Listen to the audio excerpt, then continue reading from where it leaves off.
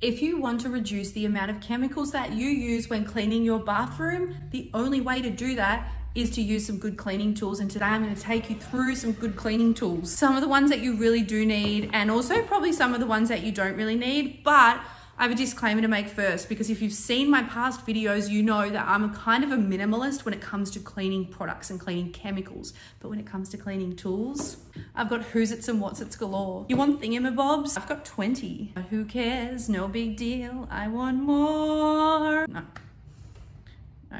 The first thing that you're always going to need are cleaning cloths. Now, I'm going to show you today a lint-free cleaning cloth, which I've talked about before. It's a smooth cleaning cloth that does not leave lint on mirror and glass. The good thing about a lint-free cleaning cloth is that you could actually just clean your mirror with that and a little bit of water. You don't actually need to necessarily put any kind of cleaning product on mirror. If you've got build-up hairspray, makeup, whatever on there, you probably are going to need something. All of the basin around your sink, if you're not leaving it too long, you can just use your cleaning cloth with a little bit of water. You really don't need to use chemicals all the time. I think people tend to reach for chemicals way too often. Don't underestimate cloths and water, okay?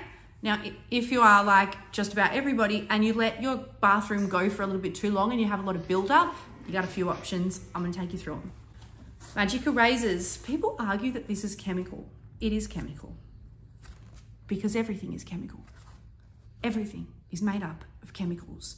So of course, a magic eraser is chemicals. I don't really put them in the same category as cleaning chemicals, as in the liquidy stuff that we use to clean with, because it's clearly a sponge. It's an abrasive.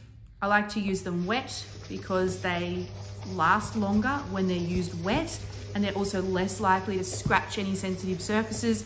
Usually can't find anything in your bathroom that a magic eraser is going to scratch, but hey, test it first if you're worried. This will remove any stains that you've got, like soap buildup, or maybe you've had a bottle of something sitting on the bench and it's left a little rust mark. You don't always need to get chemicals, although sometimes you do, but you don't always need to. A magic eraser can sometimes get that off. If you got soap scum buildup, that's where your scourers come in. So you've just got your non-scratch scourer.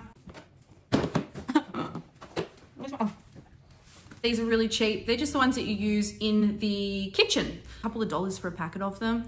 And I like the spongy ones because when I'm using a detergent, it really foams it up, which is satisfying to me. But these are great if you just need to do a bit of a deep clean. You can give your bathroom a scrub around the sink, shower glass, tiles. And then the beautiful thing about these ones is you just chuck them out when you're done. One of my favorite scourers, because I'm regularly cleaning dirty bathrooms, it's the ones on a handle. Got options with those. They come in all different brands. And I throw these ones in the washing machine just like I do a mop head. Here's one I prepared earlier. As you can see, they get really, really well worn. I use them till they're worn down. I chuck them in the washing machine. But scourers are great for bathtubs. Scourers are great for countertops. Scourers are great if you've got a lot of hairspray or anything on your mirror, shower glass, tiles. It can clean so many surfaces in your bathroom, and that's why I like the ones on a handle. They're easier to hold. And I want to show you something, because as you can see, 2 of these fit on 1 of these, and what it means is that you have to do less strokes because you're covering more surface area, which is why I like big tools, because you do less strokes. So not only am I using less chemicals when I'm using an abrasive, I'm also using less body work. I'm less likely to injure myself, and I'm all for that. I'm all for reducing the impact on my body when I'm cleaning. Another way that can be done is to use something like this, because this is a window washer or a window mop, and it's great for large surfaces. So you could scrub your shower glass, your tiles, you could scrub the floor, you could scrub your bath. It's a lot of a larger surface area than just your hand, so you're reducing the impact on your body. Like I said, I love brushes. You never have too many brushes. Grout brushes have super hard bristles. They're only good for grout because that's really thin. It's not going to get anything else. So if you've also got to scrub your tiles, this is like a 2-in-1, because you'll scrub your grout and you'll also get the tiles. So those brushes are good. As you can see, I use that one a lot. This is a dish brush and its bristles are slightly softer. So you can use that to scrub around the taps, the plug holes, the shower drain, really anywhere. And because the bristles are softer, it's not scratching. It's a good one. I like it. And never underestimate the power of a cleaning toothbrush. because that bendy head can just get in all kinds of places. Like if you've got a shower frame that has all those crevices around it, this is really good for that.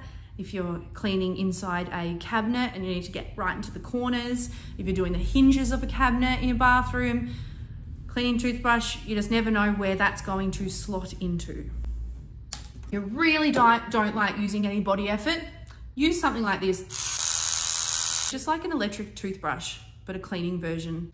Just make sure the batteries are strong, because once it starts becoming weak, you're using the effort anyway. And what do I think about drill brushes? Because you can get the drills with all of the head attachments. So you can get a scourer attachment, you can get a brush attachment, you can get all kinds of attachment for your drill brush. If you're a cleaner and you're cleaning all the time, that can be really good because of the fact it's reducing the impact on your body. But if you're just cleaning your own house and you just need to do one big deep clean, cost of it is probably not worth the money, and I wouldn't recommend it. I'd actually just recommend that you get something like that, do the deep clean first, and then maintain it with just your cloths. I don't think anyone needs to spend the money on a drill and the attachment heads. Another really good tool for build up, especially hard water stains. So the mineral deposits, they get built up on shower glass and they get built up on tap handles. Superfine steel wool. So the fibers of these are so thin that this is not going to scratch glass. Window cleaners, they use this. You can find it in the paint aisle of the hardware store. I guess it's similar to the soap pads that you can get, but doesn't have that nasty blue soap in it. So this is just a dry roll of superfine steel wool. What I never want to see you using in your bathroom is this stuff. I use that for oven cleaning, but I do not use that anywhere near the bathroom because it is so abrasive and it will scratch the heck out of everything. You'll be scratching your bench tops, you'll be scratching glass. Don't use that in your bathroom. Another cleaning tool that's found in the paint aisle is one of these little spatulas. They're like $1.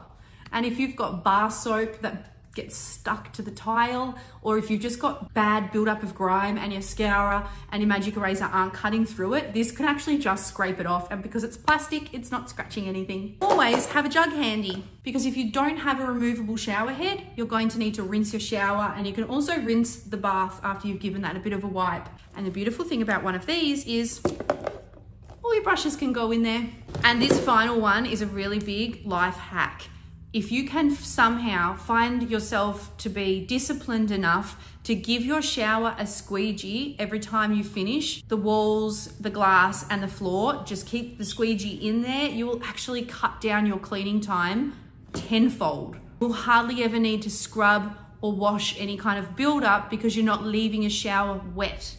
And it's that moisture that helps the mold and the bacteria grow on the surfaces. And it's also the splatters of shampoo and conditioner that gets stuck on the shower screen. Well, if you just squeegee that off, even just with the water that's on there, that's gonna leave it much cleaner. You won't have any need for all of this.